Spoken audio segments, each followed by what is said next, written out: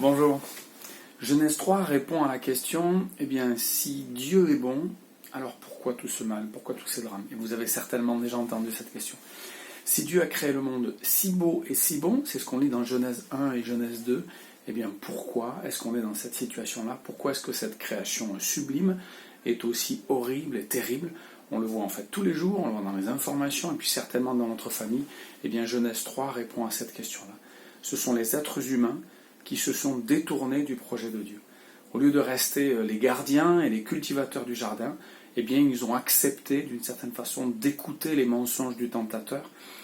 Dieu, dans ce chapitre, en tout cas l'auteur de ce chapitre, inspiré par Dieu, nous dit que Dieu n'est pas l'auteur du mal. Il ne donne pas d'explication sur les raisons de la présence de ce serpent qui parle et puis du mal qui va tenter Adam et Ève, mais il nous dit simplement que les êtres humains ont écouté le tentateur, qu'ils ont mangé du fruit de l'arbre de la connaissance du bien et du mal, ce qui veut dire qu'ils ont décidé d'être comme des dieux, d'être eux-mêmes ceux qui décident ce qui est bien ou ce qui est mal, et ils ont entraîné avec eux toute l'humanité dans le trouble, dans le mal, dans la mort et dans la difficulté. Voilà l'explication.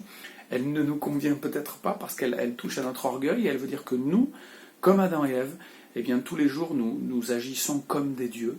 Nous voulons laisser Dieu de côté, celui qui nous a tout donné, le Créateur, et nous lui reprochons même d'avoir créé le mal, alors que le mal est venu de notre désobéissance morale, de la désobéissance des premiers hommes. Ce qu'il ne faut pas louper dans le chapitre 3 de la Genèse, c'est cet espoir extraordinaire à la fin du chapitre.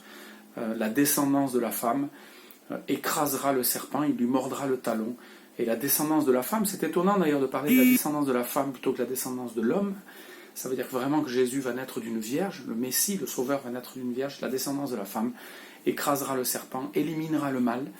Encore faudra-t-il y croire. Mais voilà, on a déjà dans ces 3 premiers chapitres la création, la chute et l'annonce de la rédemption, du salut, du rachat.